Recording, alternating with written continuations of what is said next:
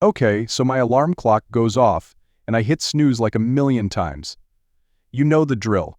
EF Secure might build the best damn safe rooms in America, but their employees can't remember to turn off the damn alarms before they clock out.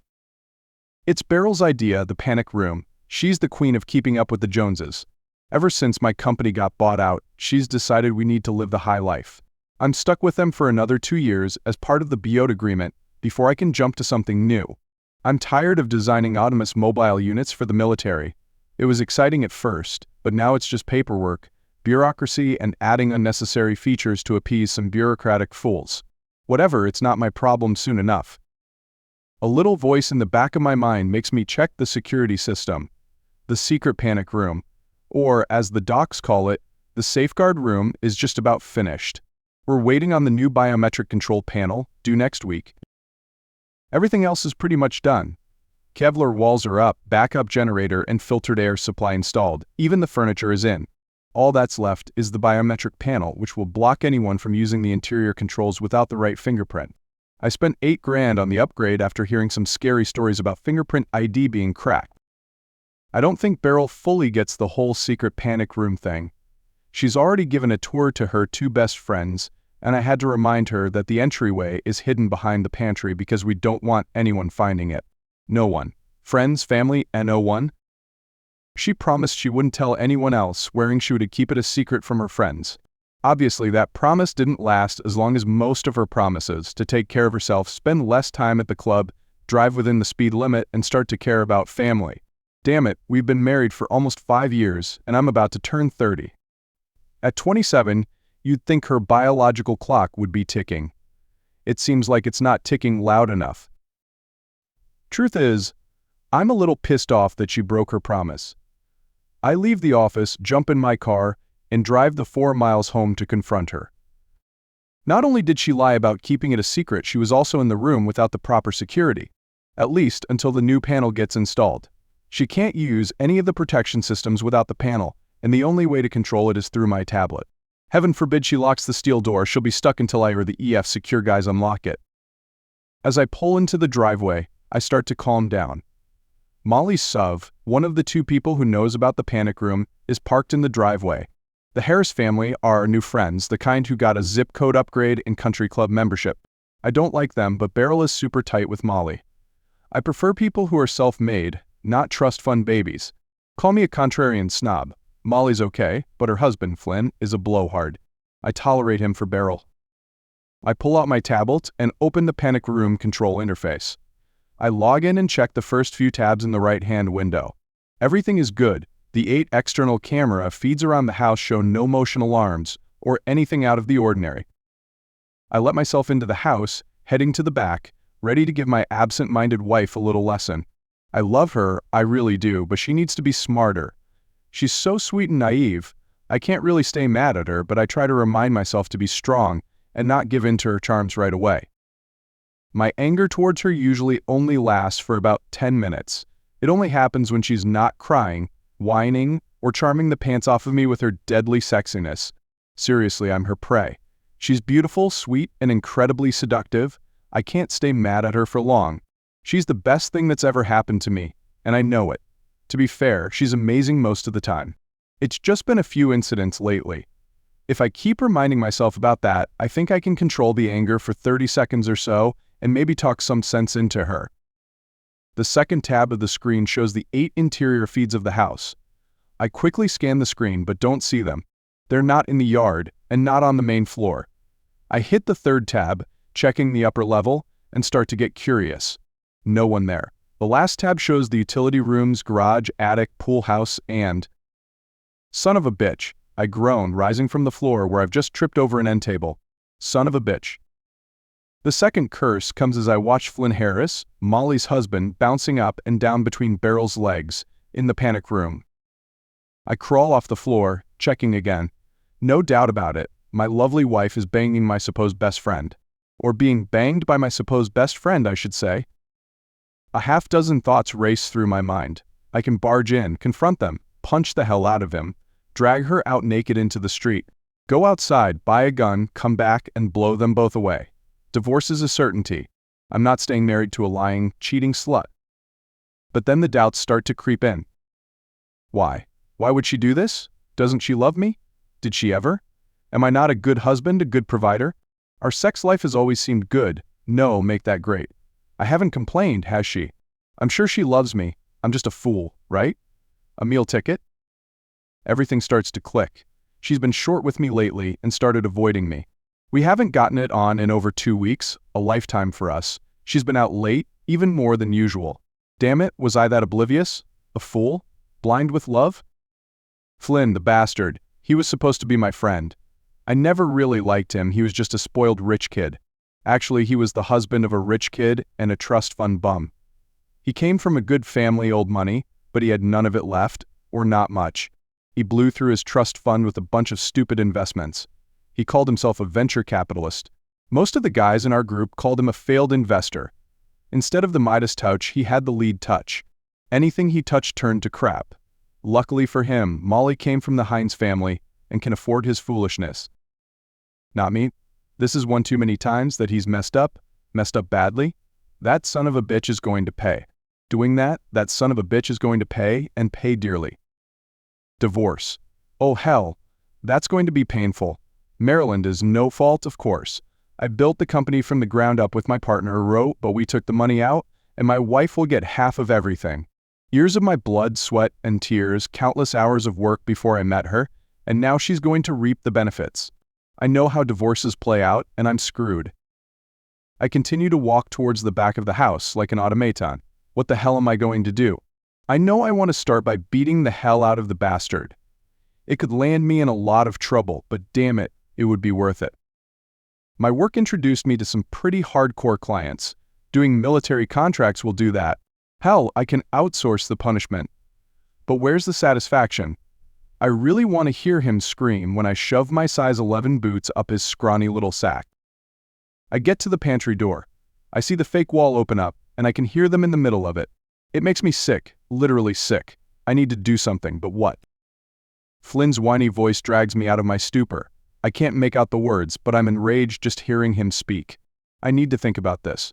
I need to figure out the best way to handle this. I need time. I hold up my tablet and hit the big red button in the top left corner. I watch the hydraulics work as the heavy steel door slowly slides closed. It seals with a hiss after about 5 long seconds that feel like 5 minutes. The red button turns yellow. I hit it again and hear the steel bars slide into the recesses as the room is locked with a thud. The button turns green.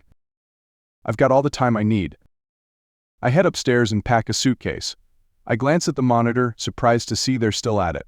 I realize I don't want them calling anyone, and open the control panel, flipping the EMF defensive mode on. No electronic signals will come in or out of the control system.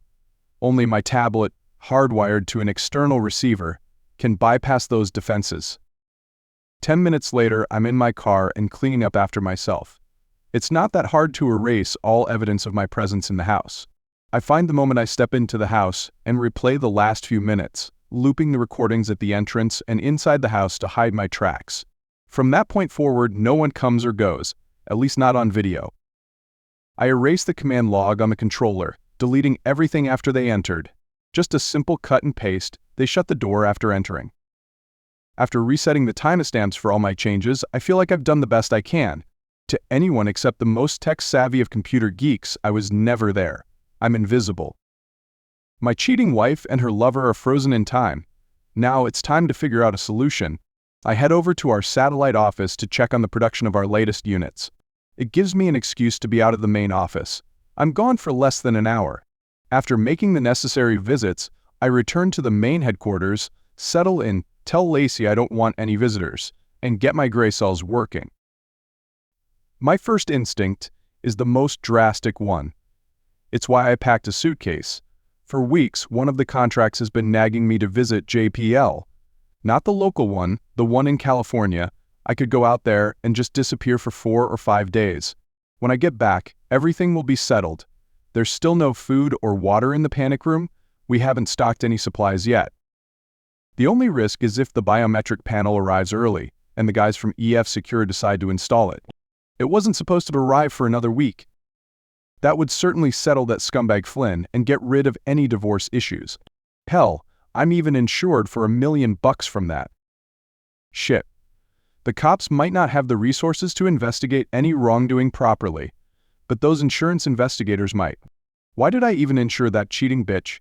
It's not like her loss would cost me any income. It would actually save me a lot of money. Misguided thinking on my part. I guess at one point, I thought she was worth $1 million. Now she's more like a $50 bill, if that. I'm online, looking up flights to the West Coast. That answer seems too easy, too elegant. I could just leave. They accidentally locked themselves inside. The EF Secure guys can attest that no one can open that door from the inside but me, until the new panel is installed. I'll call home, worry, feign distress for the love of my life. I'll call the cops, but they'll insist it's not their problem for 48 hours. Even then, they won't be able to properly search the property. By the time I get back home, no one will be able to open that door. It's Wednesday. Cops won't be involved until Saturday. Monday would be the earliest they'd be able to get anyone in there. As the staff start to leave for the day, I haven't made a decision. The big question keeps gnawing at me. Why? Why did she do this? I can't comprehend it. I need to know. I can go on the internal intercom and ask them. No one needs to know. I can cover my tracks again, but it'll be harder. How can I explain going home early, maybe staying the night, without her wondering where she is? It wouldn't be that hard to fake an email from her, explaining an emergency trip. Maybe she went to meet her lover. Yeah, that could work. She's been lying to me, meeting him somewhere. Of course, being the love-blinded fool that I am, I wouldn't expect anything. Okay, I'm going a little crazy. And that bitch is locked up, probably still screwing that bastard. So I do something I rarely do. I get drunk. After the second beer, my plan starts to unravel. What about his car? What about her car? Anyone checking on them will find the vehicles. What about Molly? She's going to notice Flynn missing after a while. Just drive past the house. I'm sure she'll spot their cars. That's if she hasn't used OnStar, LawJack, or some other way to find it. Damn it. I'm on my third beer talking to myself when I make a new decision. I can't do this alone. I need to talk to Molly. I need to get her involved. I know it's risky, but as much as I want to kill the two cheating, backstabbing, faithless bastards, I can't do that to her. Unless she agrees. If she does, well, that's a whole other story. It takes almost 4 beers to get the nerve to go visit her. The lights are on as I pull up to her house. They live just a mile down the road from us, maybe less. We're in a gated community. Damn it, the gate. They're going to log my entry. Damn it. Damn, shit. Wait. If Molly's there with me, she can confirm that I visited her and didn't go home. At least that's what my beer-soaked brain thinks. Damn it, there are so many details I need to track. I should have skipped the 4th beer. Maybe the first 3, too. I steel myself and grab my tablet. I'm too far away to get real-time updates. The device only works within about 50 yards of the transmitter in the house. But I have the latest images stored in the buffer. Damn, what was I thinking? I should have thrown them away if I wanted to cover my tracks. But then I wouldn't have anything to show Molly. I can still erase them if I need to. Maybe I'm not a complete moron after all. I check my watch. It's only 7 o'clock. My 3.5 beer attempt to drown my sorrows hasn't even lasted an hour. So it's been almost 5 hours since I caught and trapped the two disgusting, blood-sucking, unfaithful bastards. Molly opens the door, looking surprised. Sean, I was just going to call you. I've been trying to reach Molly all afternoon. We were supposed to meet up for the book club. She wasn't answering. Damn it. Of course, why didn't I think of that? Beryl is a social monster. Her friends will go nuts if she doesn't post on Facebook, Instagram, tweet, text, or call. Her disappearance is going to be noticed immediately. They'll probably track the last message, post, or call she made and know the moment she was trapped. She might have texted in the middle of screwing, for all we know. I know, because she's done it to me a couple of times in the past. No joke, she gets a late-night text from one of her tip's friends and thinks it's an emergency. I'm still pounding her from behind while she's comforting her friend with a string of texts. I drew the line when she said she was going to call her. Of course, she was super apologetic when I explained how rude that was. She made it up to me in spades. Shit. Tomorrow is her bridge group. Who knew keeping your wife's disappearance under wraps would be so complicated? It's a clusterfuck. Seen? I look up at Molly. She's staring back, concerned. blame the beer, but I'm totally blanking. Can we talk? I ask. She tells me to sit down and makes me a cup of coffee before I start. My wife is cheating on me, I explain. She goes ballistic, not questioning my statement for a second. That scumbag, two-faced, lying, cheating, turd polishing, sucking, nosed, brain-dead, dorkwad shit stain. I watch in amazement as she takes a breath, jumping up from the couch and stomping around. Son of a bitch, lying, weasel, incestuous fat ass, stinking, rotten deceiver, she yells. I'm looking at Molly in a new light. This is a real woman. Real emotion, not the Barbie doll I thought she was. Flynn was still a shallow guy. That and everything else she said. I won't argue, she understands him far better than I did. Are you sure? She asks, looking directly at me, growling at me. She grabs my shirt, pulling me forward until our faces are inches apart. Damn, that woman scares the shit out of me. Maybe she's too real. I'm absolutely certain. Do you want to see the video? Video? You have video? How long have you known, you sneaky, useless, brain-dead, clueless, good-for-nothing, heartless? I bring up the video before she goes too far down the road describing my cheating wife, and turn the video around to face her, Flynn's naked ass bouncing at a mile a minute. Damn, I recognize that skinny, weak-legged, pencil-dicked, premature ejaculator.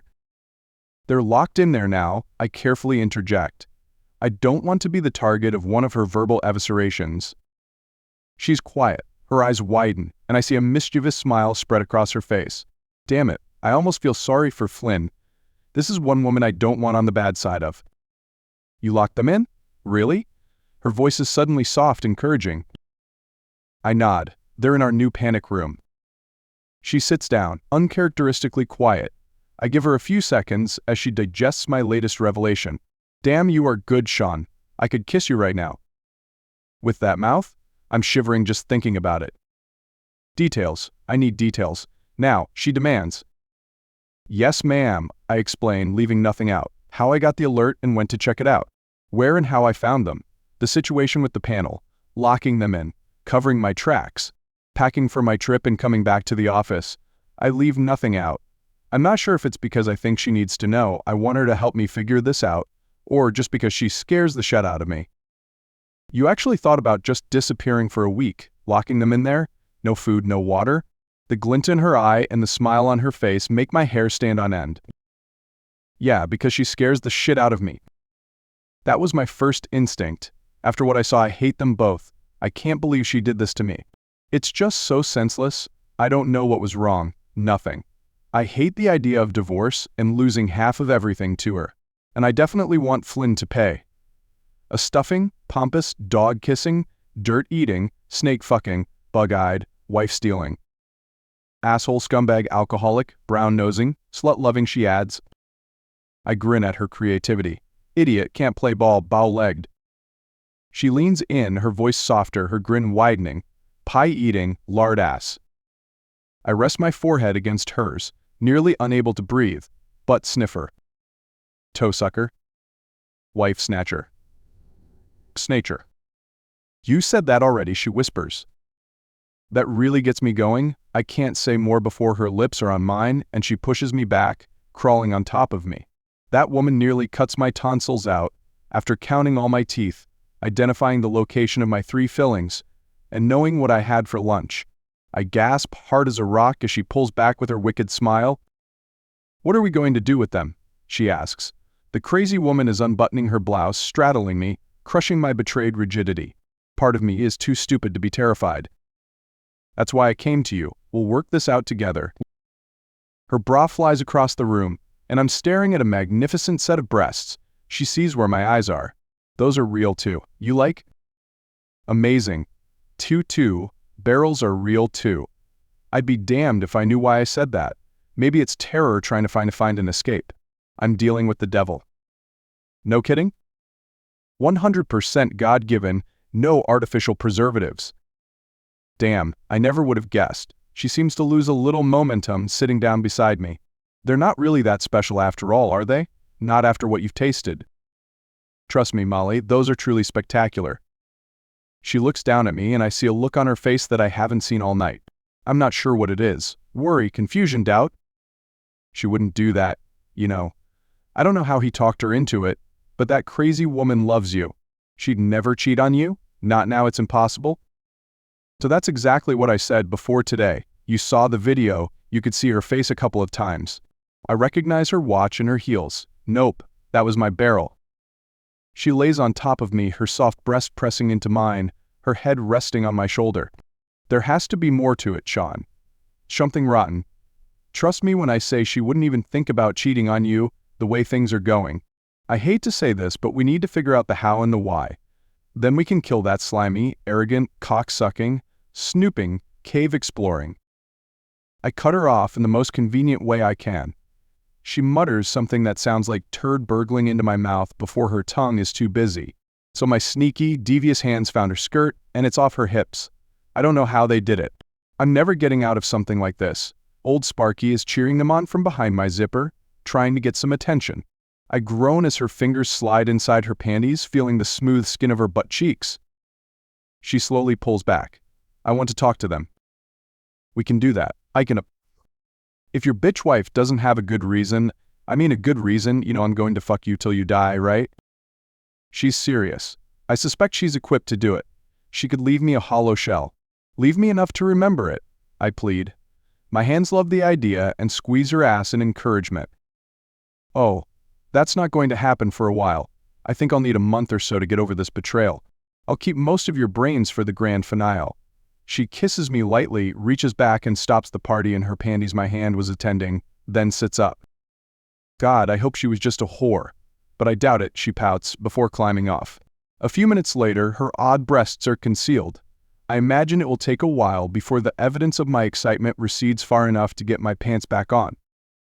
We drive over there, and as we're entering the house, she hits me with something so obvious I don't know why I didn't see it. I'm saying I'm a temporary moron. The cameras record everything, right? So we can see it from the beginning, from the moment they walked into the building until now. That statement makes me stop. Damn it, how stupid can I be? Yes, everything is kept at full resolution for 48 hours before it's compressed and archived. Archived? So if they've done this before, at least at your house we can see it, too? Yes, that means a lot of viewing. Let's start from today. I want to see all the evidence before we confront them. I cut off her barrage of insults with a quick kiss. We don't have time. Too pretty. You'll have to tell me all the really nasty things you're thinking about them until midnight. She's settled on the couch while I'm pouring us each a drink. Snacks, dear? She calls out to me. Great minds think alike. We do too. I've got out the crackers and cheese, some delicious smoked Gouda, a little Wisconsin sharp cheddar chipotle, some Maytag blue, and warming up the brie. I find a nice summer sausage, some pate, homemade beef jerky, and pepperoncini. I add some almonds, macadamia nuts, grapes, cherries, and garnish it all with dark chocolate shavings and a few sprigs of fresh rosemary for color. I'm thinking we'll be a while and I've missed dinner, unless you count the 3.5 beers. I juggle the large platter of snacks and place it in front of her. No olives? Damn it, I forgot the olives and there's no snack tray that's complete without olives. I go back and put a half-dozen black olives and pimento-stuffed green olives in a crystal bowl. I'm about to sit down when she speaks again. Napkins. And my drink needs refreshing. By the time I get back, she's navigating the video of her husband at the front door. Obviously, she's no slouch when it comes to learning new software. I mentioned that, right? We use EF Secure, too. Right. We snack, drink, and watch. Huddled together side by side, our heads hovering over the 10-inch screen, almost touching. Damn, that is slimy, she gasps. Did you see that? Before I can answer, she rewinds the video 30 seconds. Look at her glasses. We're watching him enter the house. She looks like she's expecting him, and greets him with a hug and kiss. The lying, cheating slut. They talk and she pours them each a drink. They settle on the couch, talking close, knees touching. I watch her get up to go into the kitchen, and he pours something into her drink, stirs it with his finger, swirls the glass a few times, then sets it down. Think he's drugging her? I ask. I wonder why, from how they're acting, it seems like he doesn't need to. Doesn't matter. I told you, no way she'd go for him. All pee-pee, meow meow, dog fucking. I let her vent. I feel incredibly guilty about how I've cut her off a few times in the past, especially since my wife has been drugged. So we see Beryl finish her drink, and after about 10 minutes the effects are apparent. The slimy bastard gets up and pulls her to her feet. She goes willingly until he tries to kiss her. She might be out of it, but she's still lucid enough to pull away and slap him. "Good girl, honey," I mutter. "You know what? I'm going to castrate that drug-dealing, wife-raping, bug-fucking, scumbag, son of a bitch, bastard." We watch him pull her hair back and kiss her again while she struggles. I can feel my blood pressure rising with each passing second. She falls into him and he wraps his arm around her waist, pulling her towards the back of the house.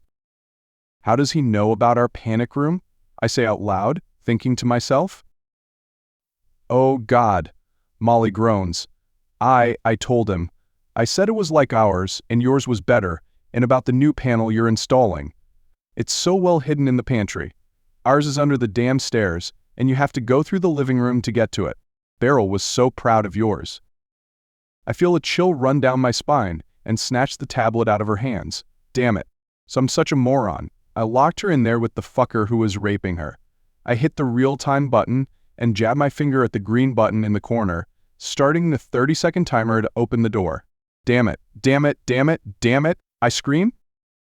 The video starts streaming live, and I see my Beryl standing there, fully dressed, her hair a mess. She looks like she's yelling. I turn the sound up and hear her sweet voice. "Help." She turns and I see Flynn curled up on the floor like a ball.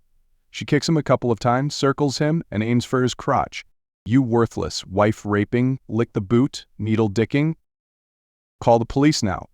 I yell at Molly while running through the house, tablet in hand, as the green button changes to yellow. I reach the hatch as it starts to slowly open. I'm going to have to talk to EF Secure about that 30-second delay. I need faster retracting bars. Definitely. Glaciers move faster. As it opens wide enough to crawl through, I jump in the gap. Beryl.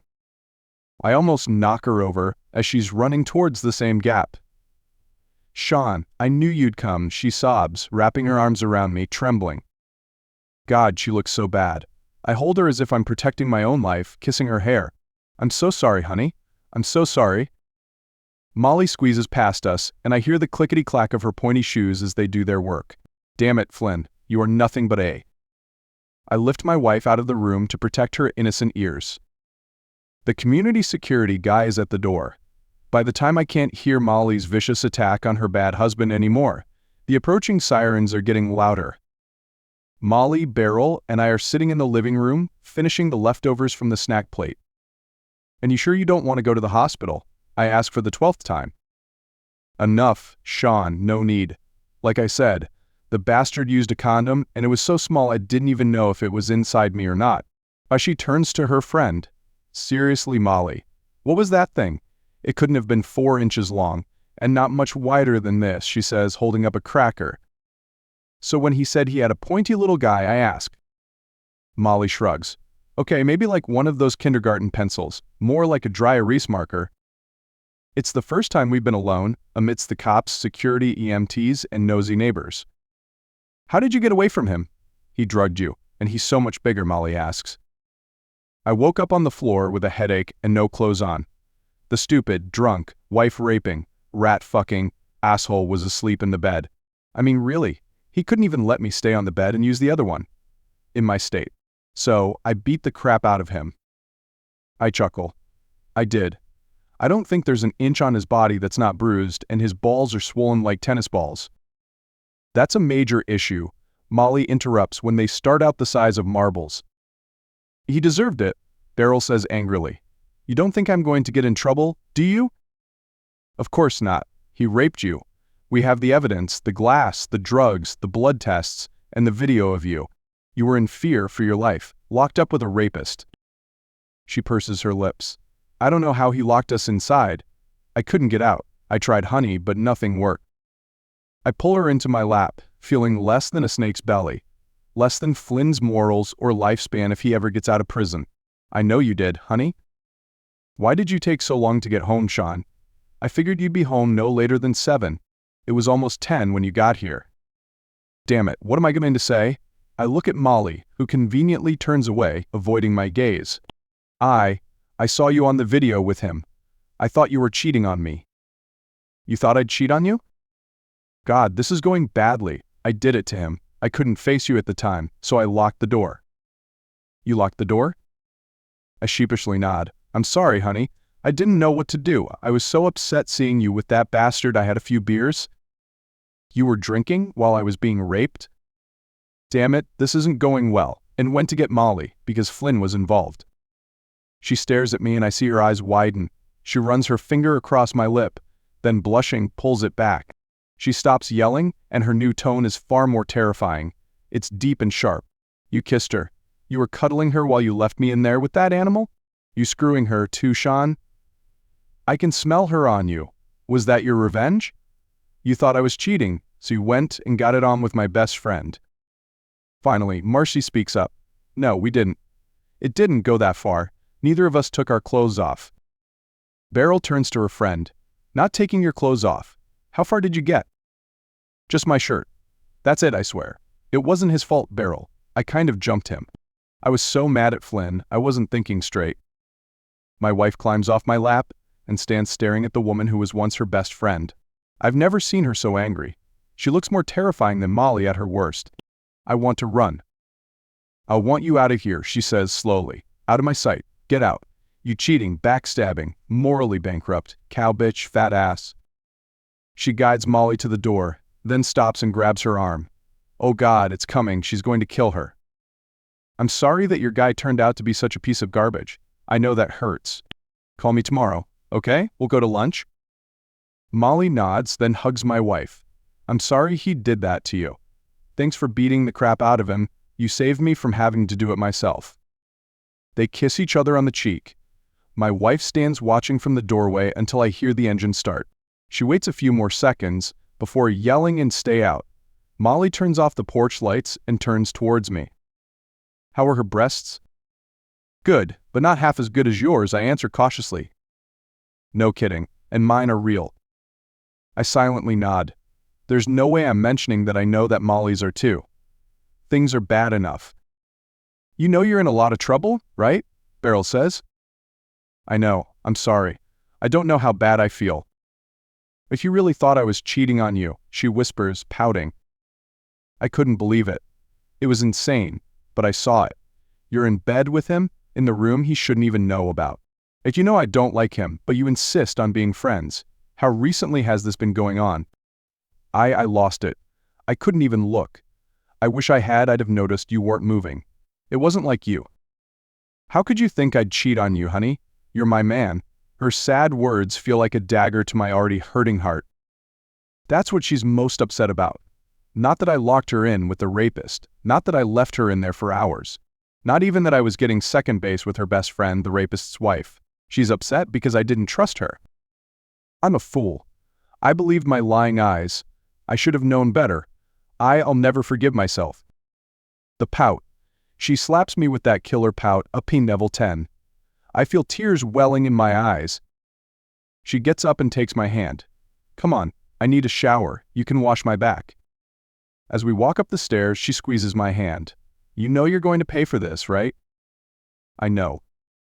You really messed up, Sean. I know. I'm going to get that Maserati I've been eyeing. I just worry it's not safe, I try to explain. The Gran Turismo convertible. They claim it does 166 mph. Never mind that it costs 130 grand. She thinks she looks good driving it. The fact that she's been ticketed 3 times for speeding in 2 years is irrelevant. The Maserati, she yells. Yes, honey. Tiffany tennis bracelet? Oh boy. Yes, dear. I'll get it later. It's hidden in the green jade room. I got it for your birthday. Just a little early. Another 16 grand. This incident is going to bankrupt me. You remember that show I wanted to see? It's over now. You made me miss it. We're going to see it. In Manhattan, with dinner at Lee Bernardin, and a horse-drawn carriage ride in Central Park. Damn it. 3 great things. A romantic cliché French food I hate, and an hour in the cold behind a stinky, diarrhea-prone horse. Of course, honey. I should have canceled the board meeting when it happened to be in town. I'm sure there's something on the menu I can survive. She turns on the shower and starts to undress. I watch until she gives me a look, up and down. I get it. I can't wash her back with my clothes on. I undress. 3 weeks, she says. 3 weeks. Are you kidding me? No way, Beryl. I'm broke. Badly broke, but 3 weeks? In freaking Greece. She turns and looks me in the eyes. You don't believe me? I can see the hurt in her eyes. I pull her closer, holding her tightly. I'm sorry. I'll never doubt you again. We'll go for 3 weeks, a month if you want. I love you, honey, and all I want is for you to be happy. She lets me hold her for a moment longer. I'm thinking Hawaii, the big island. I'm not really into Mykonos anymore. Or maybe we can take a cruise. You don't want to go to Greece. Not really. I just want to see how bad you feel, how guilty you feel. I feel like dog shit, okay? Right now, I pretty much hate myself. I can't believe I jumped to the wrong conclusion. It seemed so clear at the time. I mean, I saw it happening. And your first choice was to get it on with my best friend. That's messed up. I didn't, honey, I swear. I just went to her because her husband was involved too. I didn't mean to do anything with her. She jumped me, and I was too surprised and shocked by everything to think straight. Yeah, well, at least I know you didn't get it on with her. She really did try to jump you, didn't she? She was scary when she's angry. Terrifying, really. I had no idea. My wife hands me the shampoo, and I lather up her hair. I'm still getting that Maserati and the tennis bracelet, she says, tilting her head back for me. Anything you want. I'm hiring someone to decorate a nursery for Molly. A nursery? A decorator? You think that's why I'm so mad at that cocksucker? He messed with our baby, drugged me, took advantage of me, tossed me on the floor. The floor? This is my damn panic room, my bed. He's lucky I didn't strangle him. All I hear is our baby. I know I'm losing it. I've heard things. Gerard is a genius. You should see the murals Molly has planned. I'm still one conversation behind. Our baby? Stay with it, Sean. We're talking about Gerard. She rolls her eyes at me. A practiced move, not as good as the poot, but usually effective. It's wasted on me now. You're pregnant. She looks at me in shock and covers her mouth. Damn, that was supposed to be a secret. Forgot I said that. Forgot you're pregnant. Damn, Beryl, when were you going to tell me? She looks sheepish. It was going to be a surprise, honey. I was going to get the old family crib from your mom. From my mom? My mom? She knows? I think about it, the decorator, Molly's insistence. Damn it, Molly knows too, doesn't she? Who else? Who else knows about my kid before me? Who, Beryl? She shies away from me. No one. Not really. I mean, your sister, because she wants the crib. And Tina, you know, Marceau did her nursery for her.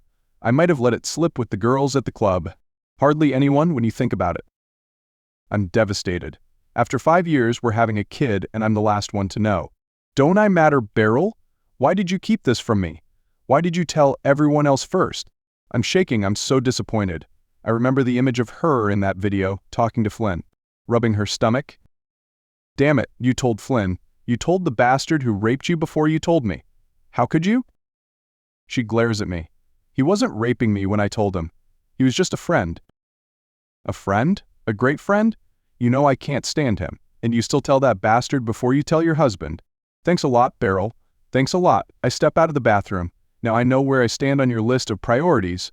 Below your mother, whom you can't stand, the sluts at the club you always mention, and the guy who raped you. Great.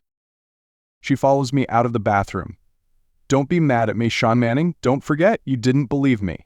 You locked me in that room with the rapist who has a penciled dick. Why should I believe you? You've been acting terrible to me for weeks. You're always upset about something. You're never home. You avoid me. We haven't gotten it on in 2 weeks, Beryl. You know I don't like that guy, but you insist on having him around. And then I find you in bed with him. What the hell was he doing in our house anyway? She starts to get defensive, but I don't care anymore. He's the husband of my best friend. I just wanted them to be friends. I told you that guy was garbage. You keep dragging him around when you know I don't like him. If I had my way, he would have never been welcome. Instead, you invite the bastard into our home when you're home alone. What kind of wife lets a strange man into their house in the middle of the day? If you had listened to me in the first place, none of this would have happened. So it's my fault that he raped me, she screams. It's your fault for putting yourself in a position to be raped. Yes, and it's my fault for jumping to conclusions. If you had been honest with me, nothing would have happened. That's not fair. I just wanted to surprise you, she whines. It looks like the surprise is on you, not me. I finished drying myself off and tossed the towel on the floor. I know she hates that. You're not getting the Maserati. Sean, you locked me in that room. You were groping my friend. No Maserati, and we're getting rid of your Audi too. She stares at me in disbelief. Not the cabriolet, she pleads. No way, my wife and kid are riding in a convertible. You're driving a Volvo. A Volvo. Skak 60. The safest car on the road. I won't argue with you on this one. The woman has no shame. She comes up to me, puts her arms around my waist. You're not happy that we're having a baby? She asks softly. I'm not happy that I'm the last one to know about it. She rests her head on my shoulder. Of course, her sexy boobs press into my chest. I'm sorry I didn't tell you. I really wanted it to be a big surprise, that's all. I didn't realize I did all the other stuff. I can't help myself. As I said, my anger towards her only lasts about 10 seconds. I know, honey. I wish I had known before. She silences me with her full teasing lips. Was it really 2 weeks? I nod. 2 weeks yesterday. You drove me crazy trying to figure out what I did wrong. Why I didn't want you anymore. You should have said something, she whispers, kissing my neck. You did. Twice. I said I wasn't in the mood. It hurt you. I'm always in the mood. I don't think I've said no to you twice in 5 years. Her hand finds my soft, flaccid dick, stroking it slowly. Now you hate me? Because I'm dirty? Her words hit me hard. In the heat of the moment, I almost forgot how traumatized she must be. I pull her into my arms, then lift her up and carry her to our bed. I lay down with her, holding her. I'm sorry, I tell her. I know, we both made mistakes, didn't we? Mine were worse. I left you with that bastard. I should have known. I should have trusted you. I'm so sorry, Beryl. She kisses me, and I see her eyes are watery. She places her hand on my limp member. The worry has killed my erection before it could even begin. You don't want me, do you? I'm dirty? Used. Please don't say that. It's not your fault. He drugged you. She shakes her head. You're right. I put myself in that position. I invited him. I let him get too close. I lost your trust by hiding things from you, important things. Why? Why did you let him around when you know how I feel about him? She sighs. I wanted him to help. He was supposed to keep her busy on Saturday, before the surprise party. It keeps coming back to this, and the frustration returns. Why would you think I wanted a party? It should have just been us, a romantic night. Do you know how heartbreaking it would have been to walk into a party, to find out we're having a kid, when everyone else already knows? No, she mumbles. I thought you'd be happy. I really did. Guess I was just being stupid. You should have married someone smart like you. You're not stupid, Beryl. I am. I know it. Everyone says it. I'm not as smart as her or as Molly. Not like your family. I'm the dumb blonde. I get it. You're not blonde. I can be. An hour at the salon and I'm good. Enough. Beautiful. I'm awesome. I'm not stupid, but we need to communicate better, okay? I trust you, and I'm so happy we're going to be parents. If you want to have a party to celebrate, then I'm okay with that. All I really want is to have you by my side. You sure you really want me? It doesn't seem that way, she says, wiggling my uninterested member. I bet I can wake him up pretty quickly. You think so? She teases. I know so. She smiles, and less than a minute passes before her talented mouth proves me right. I guess you still want me. Now, what do you think we should do with this guy? You might want to sit on that, I suggest. I don't know. It looks really uncomfortable. Maybe if it was tiny, but this is so big. I think you'll be fine. She straddles me, her incredible body on full display. She runs her head between her teasing lips. I'm not sure. It seems really big. I'm tiny down there. You can handle it, beautiful. You've done it before. I'm not exactly a giant, but I guess compared to. She pouts. You're such a jerk reminding me. Maybe I should just give you a hand job. You're being quite naughty tonight. I told you I was sorry. You'll forgive me for not telling you first, she asks. She sinks down an inch. My head feels the pressure of her pussy opening for me. Forgiven. You'll forgive me for screwing up. That was because of Molly. I know she was the mastermind. She lowers herself another inch, making me shiver, then pulls back again. So what else? Asking me, right, Sean? What did you do wrong? For locking you in there with him, I say. I've forgiven you for that. What else?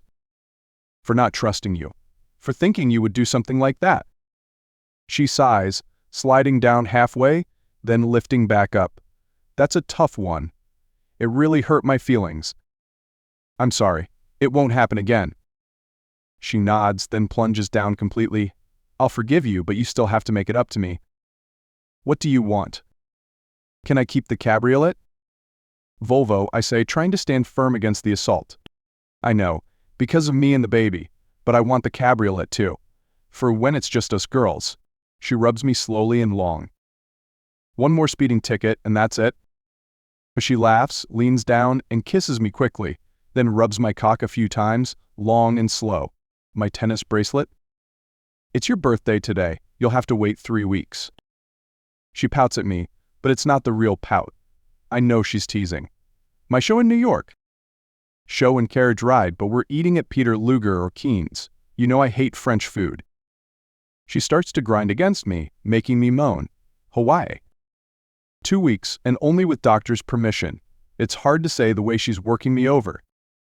She has a cute little jiggle move, her boobs bouncing beautifully. I catch a hint of pout on her lips. Molly's boobs are real, aren't they? So not as nice as yours, I answer quickly. She pouts, and her motion slows. You're just saying that. Honestly, Beryl, okay, maybe half as nice as wrong. They're nice, yours are better. I love your boobs. She starts grinding again, making me groan. They're going to get bigger.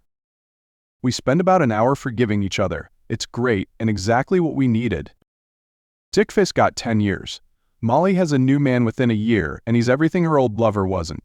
John is a self-made man, a successful entrepreneur, and a good guy. We've become great friends. After the trauma of the day, it seems like Molly and Beryl never said a harsh word to each other. I don't understand women. Beryl never told anyone else about our panic room. She makes me change the access and not go in there until she has an app on her phone similar to the tablet app, so she can get in and out. It cost a pretty penny to get EF Secure to convert the tablet app to a smartphone app, but it was worth it. I'm just glad she didn't make me delete the whole thing. No more surprises for us, and we're making sure to communicate better. When she gets pregnant with our second child, I'm the first to know. I never doubt her loyalty to me again, and I never have a reason to. But with the level of surveillance I apply to the house, grounds, and vehicles, she'd have a hard time getting away with anything, even if she wanted to. Sometimes when we're socializing, I'll dance with Molly. She'll look at me, and we'll both remember what almost happened. So the unspoken tension crackles between us, a delicious bit of forbidden fruit. She'll blush a delicate pink, spreading across her cheeks, then wiggle a bit, her breast pressing against my chest. I can feel the heat of her through the thin fabric of her dress. I'll chuckle, but there's a tremor in my laughter, a hint of something darker lurking beneath the surface. My hand might slip down a little if we've been drinking, and the old friends remember the night they partied in her panties. Around Christmas, the mistletoe gets a extra workout. It's fun and just a little bit naughty. But that's all it ever was, and all it will ever be. Those nights, Beryl will demolish me, reminding me exactly who belongs to Hugh. And that's why I will never stop teasing a little or pushing it a little too far. She's not a jealous woman, but when she is jealous, she's a tiger in the sheets. Molly is the only one who ever gets her that riled up. I hope John, Molly's husband, is as good to her as Beryl is to me. I pray neither of us ever jumps to conclusions again, without at least trying to find out the truth and giving our wives the benefit of the doubt to begin with. I know I'll never do that, and I'll always feel guilty for the times I did, sometimes more than others. Beryl says she likes the guilt. Whenever she wants something special, she reminds me about the time I didn't trust her. So I indulge her, and on those nights, I make sure she understands that with all the games and teasing, there's only one woman for me. I keep reminding her until she's a puddle on our bed. Yeah, sometimes I'm the puddle, but she knows. Thank God we never had to use the panic room. I don't know how I'd feel being in there with her for any length of time. I figure after a few hours, she could talk me into giving her the Hope Diamond.